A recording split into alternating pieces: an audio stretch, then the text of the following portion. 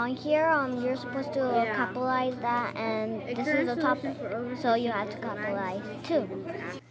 Today, the standard students are addressing they are writing an opinion piece, and they're using the inquiry space in Wonders.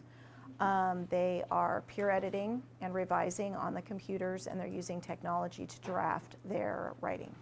Okay, so we have been working on our inquiry space on overfishing, and we've gone through all of these steps already, and we're down here to our peer conference. Yesterday, all of you finished your draft, and now you're ready to do a peer conference with your partner. Does everybody have a partner, and you know who your partner is? Yes. You have your checklist, correct?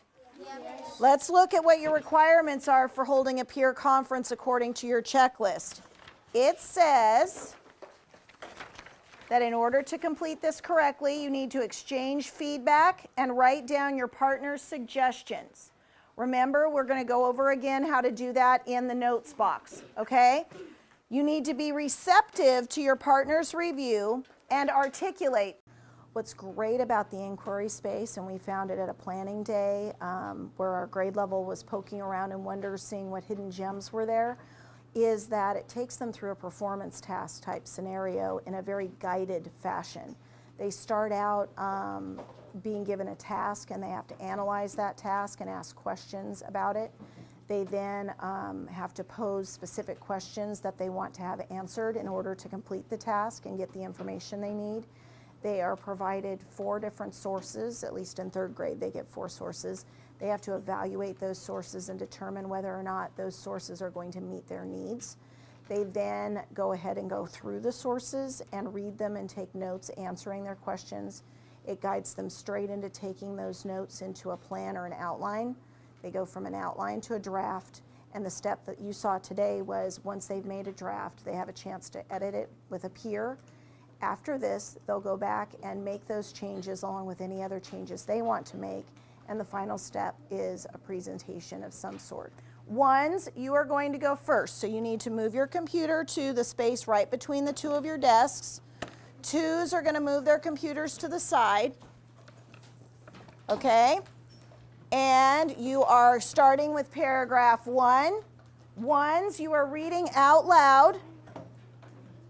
Ones, what are you going to do? Read out loud. Read out loud. 2s, you are going to read along with them silently. So both of your sets of eyes are on that screen. So I'm going to start the timer for 15 minutes. And go ahead and start.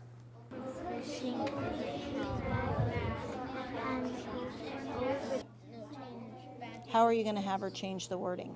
Like, what kind of words could she use? Like she can use like problem, like overfishing is a problem. Instead of just saying what? Yeah, that's bad. Or like overfishing should be stopped. Both of those are good ideas. I like how you labeled which paragraph you're writing about. It'll help it make it easier to revise.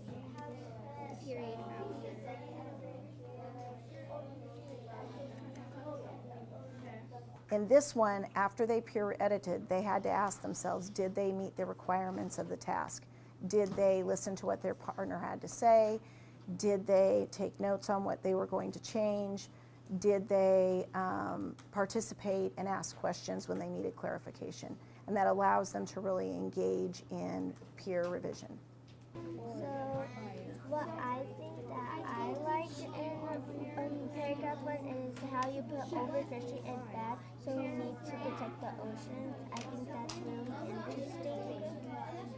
Okay, so I liked how you put overfishing must stop, because it actually says that in this thing, it says that overfishing really has to stop. We should stop overfishing. So I think it goes great with the whole paragraph. Each step in this, also in the Wonders inquiry space, there are hyperlinks to mini lessons and videos, one of which was how to skim and scan, which I learned to skim and scan, I don't know, 6th, 7th, 8th grade, and it really showed them how to go through and look at headlines, look at pictures and captions, look at the introduction and conclusion, and determine whether a source was a good source or not going to help them answer their questions. So it's a wonderful resource. What kind of things did you like about her writing? How she talked about fish surviving in the story. Okay. Okay, then what suggestions did you have to make for her? Change of words because when she was spelling a word, she accidentally put like a O after it. Collaboration starts day one of the school year. They learn to turn and talk to their neighbor. I assign them, they're either ones or twos in pairs, and they know which one of the two they are, so that when I say ones need to do this, they all know which person is doing it. We all build collaboration into our classrooms every day, all day, whether it's in a digital space or not. So I build on that and just make it part of our routine. You know, once they're working in their pairs, collaborating with digital learning, they know whose turn it is to share, which one's listening, which one's speaking, and they just kind of build on it from there. So P1. Yeah, P1 you spelled dangerous wrong. Oh, just put dangerous wrong. Like dangerous slash Or just, wrong. or maybe just spelling, check spelling. Check spelling, yeah. I spelled mine. It's DANGEROU. There you go. All right, now go back to your paragraph. So Sierra, do you have any suggestions for that, or what do you think? He just needed a quotations mark for right here. So she's saying you forgot to put your end quotation mark on your source. Yeah. So you're going to put that down in your notes? Yep. Yeah. Did you already do it? Yes. Oh, wow. Okay.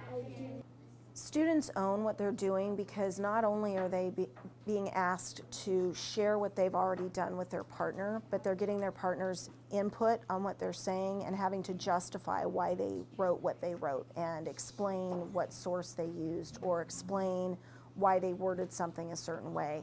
And it gives both peers a lot of power in that one person is offering suggestions to the other. So it doesn't matter on what level either of them are working at. They both read the same text. They both know about the topic. In this case, they both watched the same video because one of their sources was a video they had to take notes on. So they're both coming from a position of knowing about the topic, and both people have something to offer. And I think that really adds to the ownership for both people and makes it very engaging for students.